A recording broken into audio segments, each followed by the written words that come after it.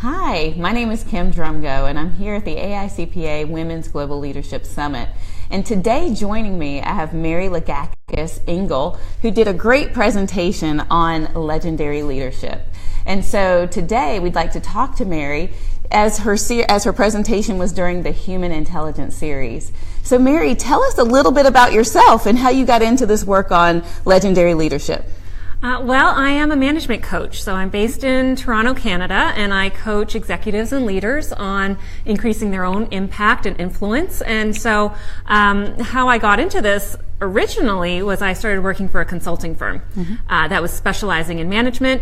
I grew in that firm. I learned everything I could possibly learn about management in that firm. And then as I started to go out on my own and start my own business and I started working with managers, I eventually started to see the real sort of differences and interesting components around leadership that were different from management. And then I decided, there's all these legendary leaders out there that we've all heard of. Right.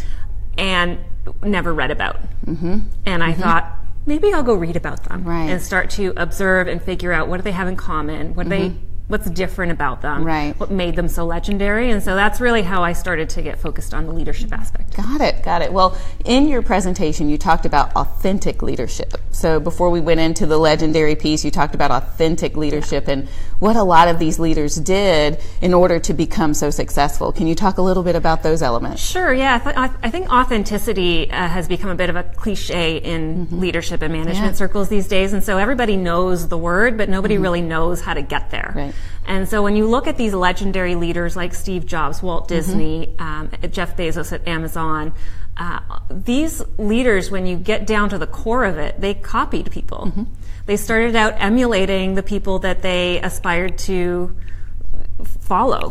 So it starts with, there's really 3 steps. You start with emulating, figure out who you aspire to be like, who inspires you, copy the things that you love about them. Step 2 is to integrate. And really get to understand yourself, your own mission, your values, your interests, your strengths, the things that make you you. Integrate that with the behaviors that you've been copying so that they start to become truly yours. And you have infused that with yourself. And then you authenticate. That's step 3. Authenticate means that you're now fully immersed in the behaviors of the people you aspire to be like, the authenticity that is you. And then you become what people consider authentic. Right. And so you make a part of what you've learned from those leaders a part of your own DNA. Exactly. You learn the best of what they offer, and then you incorporate that into your own skills. That's wonderful. And then you went into the 3 rules of legendary leadership. And that, to me, was the most fascinating. I was taking notes and scribbling, and so I'd love for you to tell the audience a little bit about those 3 rules of legendary leadership. Sure, yeah. These are 3 rules that I've identified. They're not the only 3 rules, so let's be really clear. We could probably talk for hours and days about legendary leadership, but 3 that I find to be common for the legendary leaders that we aspire to be like, in contrast to the legendary leaders that maybe we don't want to copy. That's right. Very important. The Hitlers, the Stalins, the Husseins of the world. We don't want to go that direction. Rule number 1 is living with purpose. And we see that legendary leaders have an almost mystical or spiritual connection to their work. And so finding out what your values are and what your mission is and being able to live in congruence with that purpose is rule number 1. Got it. Okay. That takes a lot of self-work.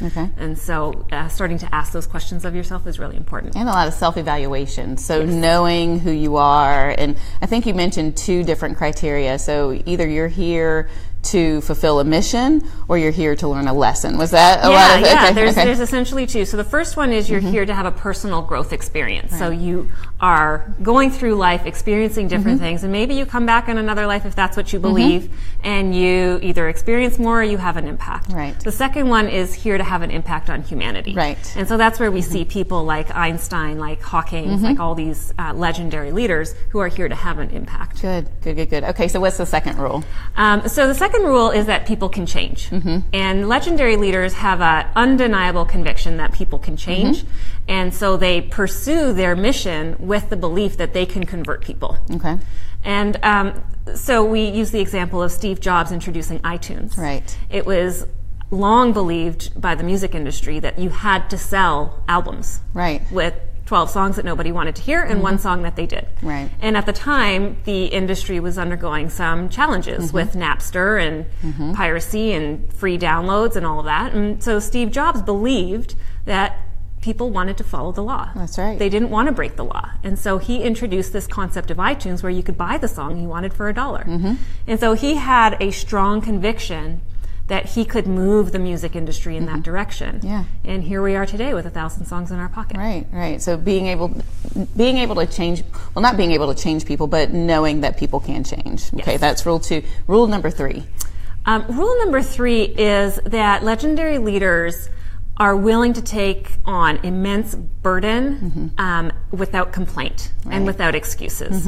And so we use the example of Eleanor Roosevelt, who she was not, growing up, she didn't believe she was destined to be the first lady or to have an impact or to have an influence. Right. But when she got there, she took on an immense burden as first lady. Okay. She took on an immense burden as a Human Rights Committee member for the United Nations. And she did it without complaint. And she simply took it on as her mission, almost by happenstance. Right. It just became a part of who she was and never complained about it. Right. And so it's almost as if you saw the evolution of her purpose and then her, understanding that people can change, and then, just owning that and taking that as her responsibility in her life. So that's a really great way to think about legendary leaders and how we ourselves can do that.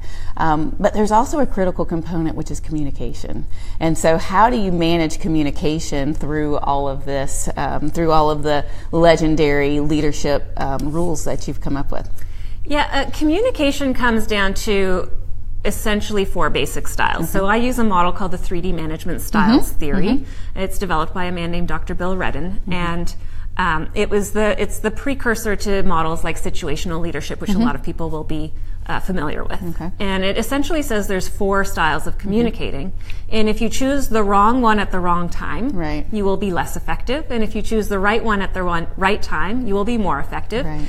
And your job as the leader is to be able to sense in the situation which one is the right style to use, and then to have the flexibility and the capability to actually use it, and the courage sometimes to actually use it. And I think a lot of us sometimes get stuck in a communication style that is comfortable for us as part of our personality type.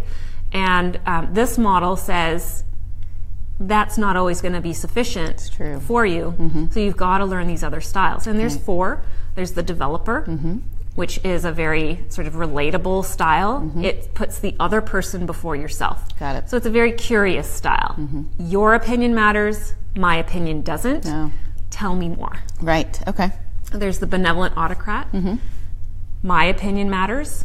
Yours doesn't. I'm going to tell you what I need. Got it. In a benevolent, kind, not mean sort of way. Right. There's the collaborator style, the we style. Your opinion matters, my opinion matters. If we put our heads together, we'll come up with a better solution. And then there's the administrator style, which I think a lot of our audience will be familiar with. It's the rules lead, the procedures reign. It's all been written out for us. Yes. And so let's follow what the law says. Right. And sometimes that's going to be appropriate. Right. Well, that was great. I mean, the session was just amazing. And I loved how you closed the session with your quote that says, and I'm going to paraphrase here, but it's primarily that one of the fallacies in business is not recognizing that people can change, right? Yeah. So tell us a little bit about that, how you came up with that and why it's so important to you. Yeah, I think one of the biggest fallacies in business is this notion that people can't change. Right.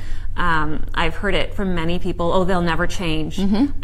It's just how it is. It's how we've always done things. And so people start to get a bit disenfranchised or discouraged that they can't have the influence they want. They can't pursue the changes that they see that need to be made.